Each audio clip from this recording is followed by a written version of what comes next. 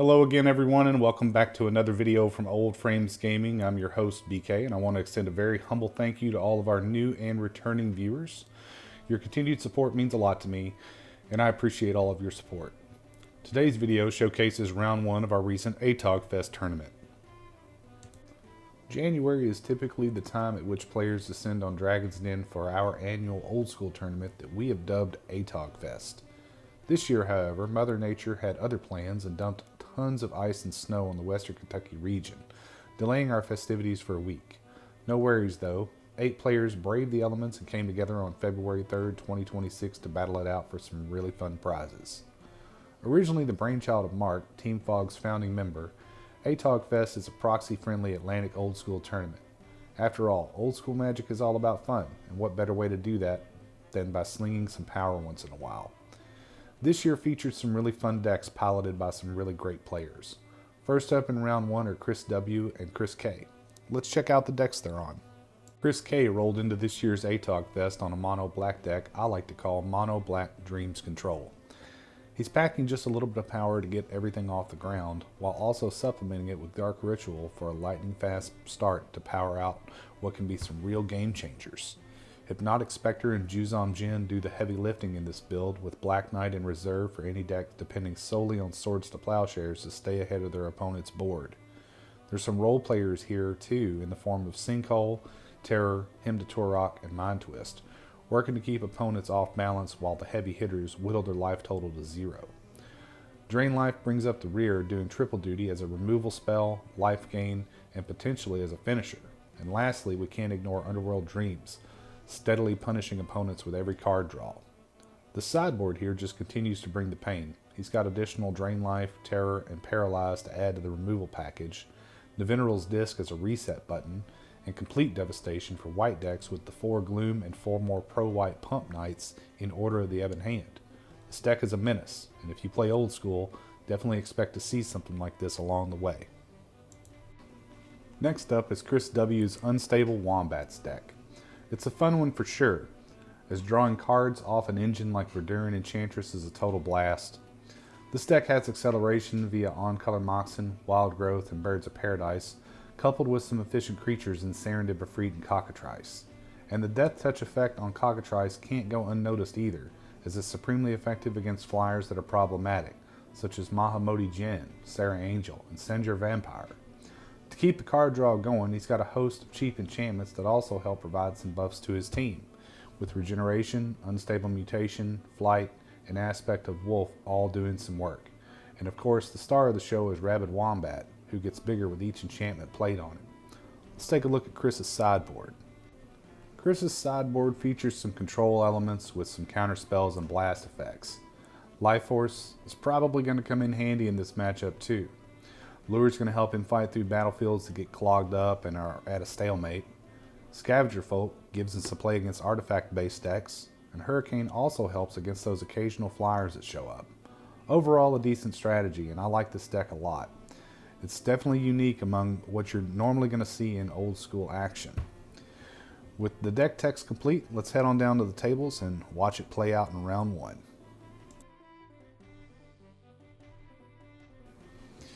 And as we join our players here in this round 1, game 1, Chris K is going to be on the left-hand side of your screen and Chris W on the right.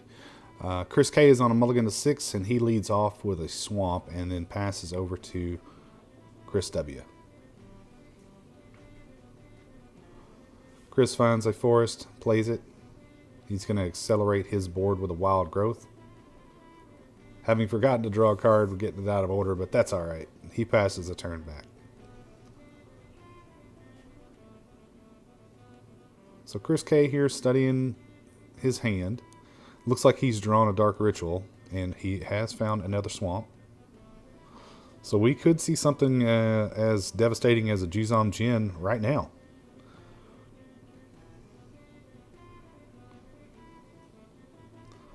Looks like he has shuffled a Hymn to Turok to the front of his hand.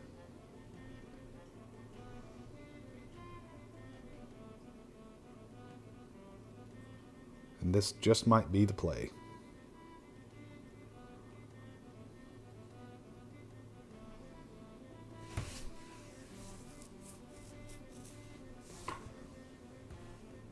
He is thinking about it awfully hard. Keeps tugging at that dark ritual. But ultimately, it looks like he is going to go with Hymn to Torok.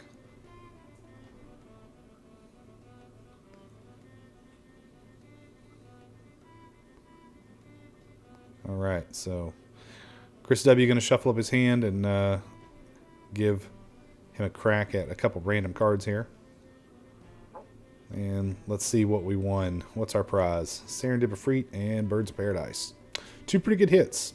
Hymn to Torok's not bad. So with that, he passes the turn.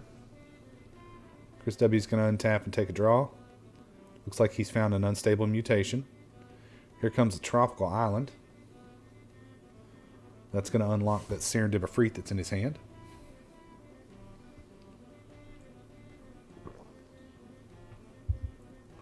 Appears to be some discussion going on from across the store.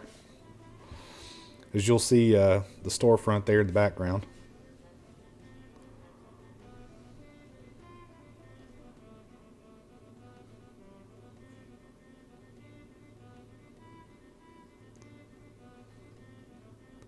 And that would be David there in the background behind Chris W. Alright, so we opted to go with another wild growth. And we're going to pass the turn. It appears. So Chris K is going to untap, draw a fresh one off the top.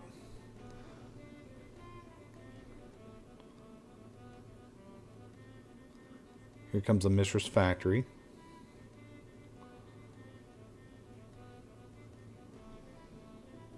He's got something gold bordered in his hand there, but I can't quite make out what it is. Probably a Jusum Gin.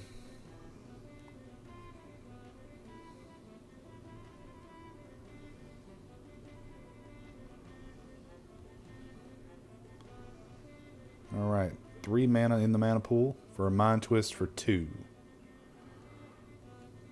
So that's going to get 2 more cards out of Chris W.'s hand. Going for the outer ones here. Let's flip them over and see what the prize is. Unstable Mutation and Rabid Wombat. Ouch. Alright. Well, Chris K. setting himself up for little to no resistance whenever he does decide to land a threat. Chris W. up to 5 mana now. And here comes Serendipity. So some pressure has hit the board. We've got a 3/4 flyer now that Chris K is going to have to deal with. So the turn gets passed back, and he untaps.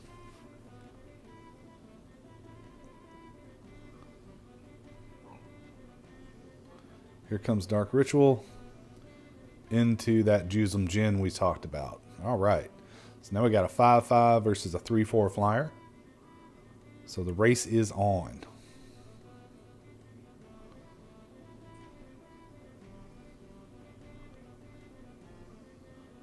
So the turn getting passed, 1 damage from that flyer.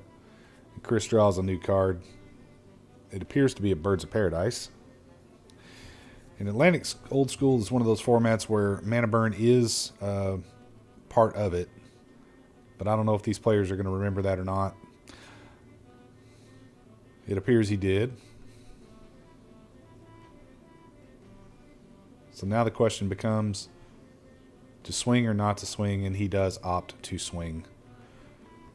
So between that and the 1 damage off the Jusum, he's going to go to 16. Chris K is going to go to 16 this turn. He finds another Mishra's Factory and comes across into the red zone with Jusum Gin. And that's going to send Chris W down to 13. And here comes a follow-up Jusum Gin. This is going to get tough. So he's going to go down to 12 here.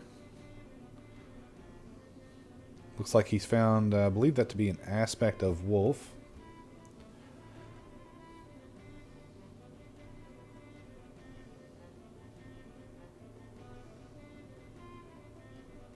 And we're going to put that on the Serendipity.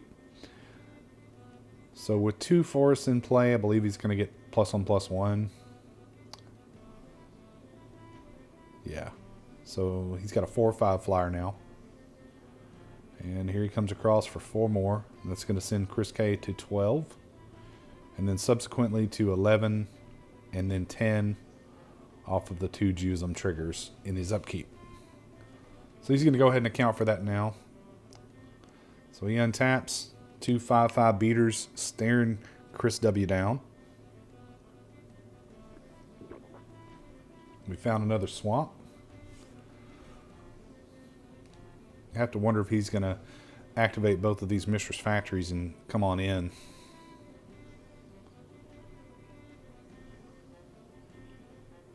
Definitely thinking it over.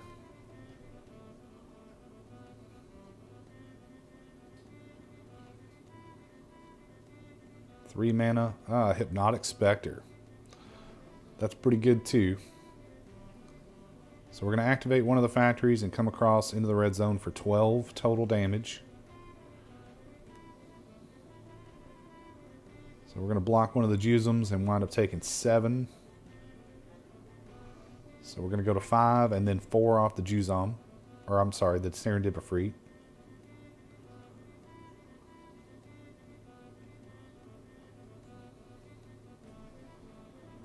And it doesn't look like that draw off the top is going to do a whole lot. Although it does add a 2/4 flyer to the board with Death Touch. So he can trade with one of these Jusums this turn.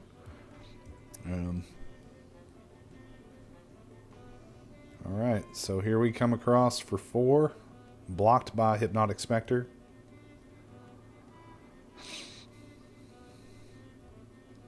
I'm going to go to 8 off the triggers.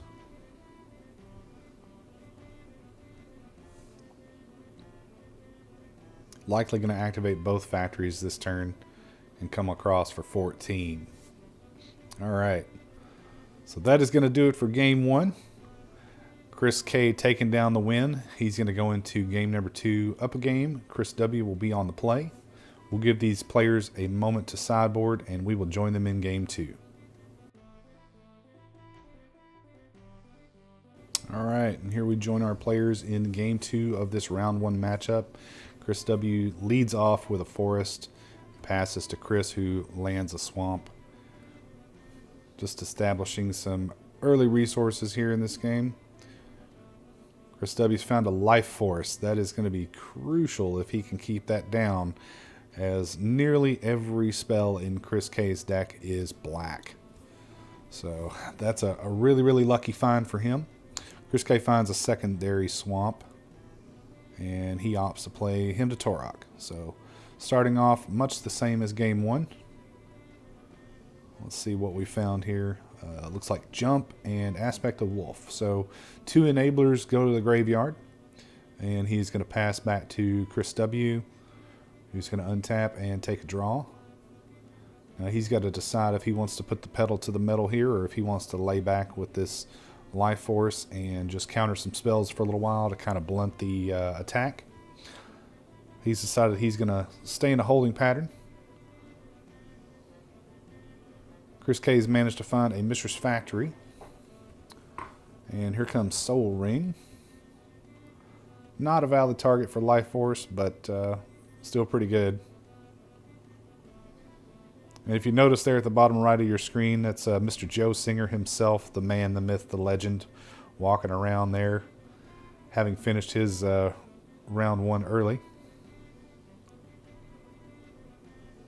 Getting back on track, Chris W finds a Mock Sapphire, plays it, and passes the turn. Chris K's found an Urborg, so he's going to go ahead and activate a Mistress Factory and come across into the red zone for 2 damage, sending Chris W down to 18 and passing the turn.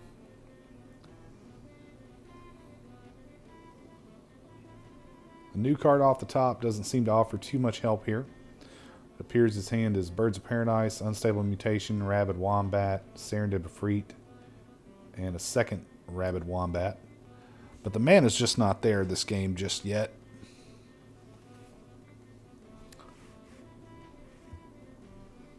Chris K taking advantage of the situation and just coming on across for 2, sending Chris W to 16 and passing the turn. So now we found a third forest finally.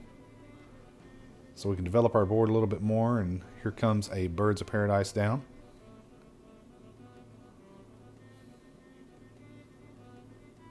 At the end of the turn, we're going to terror that bird. I guess that's a technical bolt. Accomplishes the same end, though.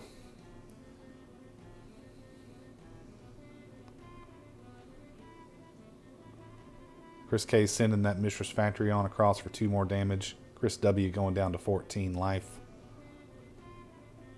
Here comes a Neveneral's Disc. That is, that's key here. So he can get rid of the life force with this.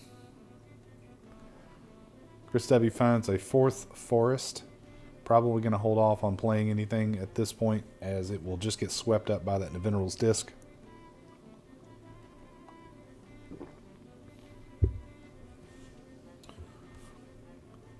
He's contemplating, however. We are going to play that Serendipity Readout. Just daring Chris K to pop that disc.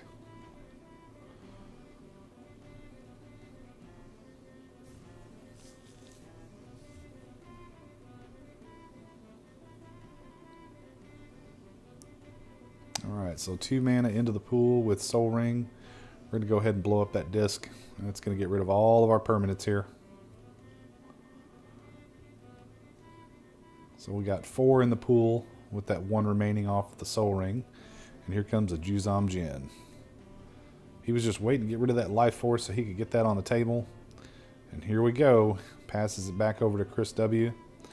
He finds a Rabid Wombat, which is going to interplay and pass back.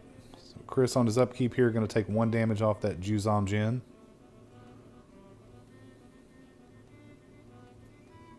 Looks like he's holding a Drain Life there, which wouldn't be much good right now, but I think it would get rid of that Rabid Wombat.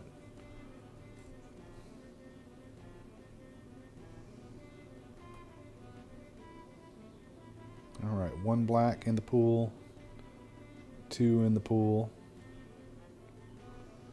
and we found a Sinkhole.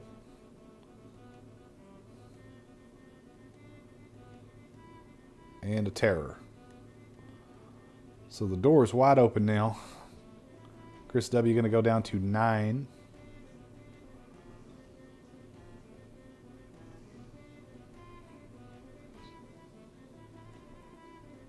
Looks like he's managed to find an island. 4 mana. Here comes another Rabid Wombat.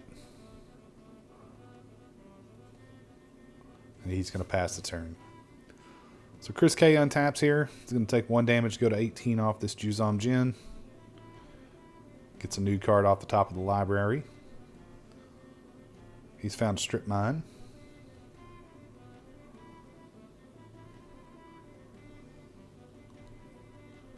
Giving it careful thought here. I'll go ahead and target another one of those forests.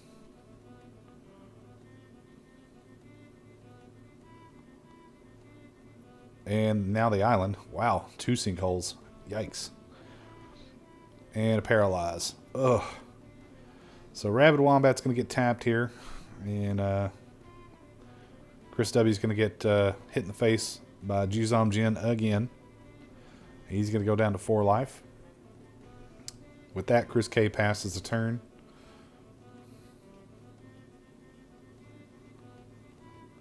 And it looks like the writing is on the wall, and that is going to do it for our players in round 1. Chris K taking this game 2-0. And here are our players' standings after that round 1 of Atog Fest. You'll see that Chris K has catapulted to the top of the list, but Joe Singer's still in the hunt there. If you like this kind of content, we ask that you please drop a like and a subscribe. That's something free. Doesn't cost you a penny. Helps our viewership. While you're in the neighborhood, swing on over to the Orb and check out some old school content that Joe keeps putting out there. He features all kinds of different old school formats. Super entertaining. You'll love it. If you're ever in the Western Kentucky area, swing by Dragon's Den in Eddyville. You're going to find a good group of people there who love to game, and you'll find any kind of game that there is, anything from Dungeons and Dragons to Flesh and Blood, or even some retro video gaming. Thanks again for stopping by, everybody. Have a great one. We'll see you in the next video.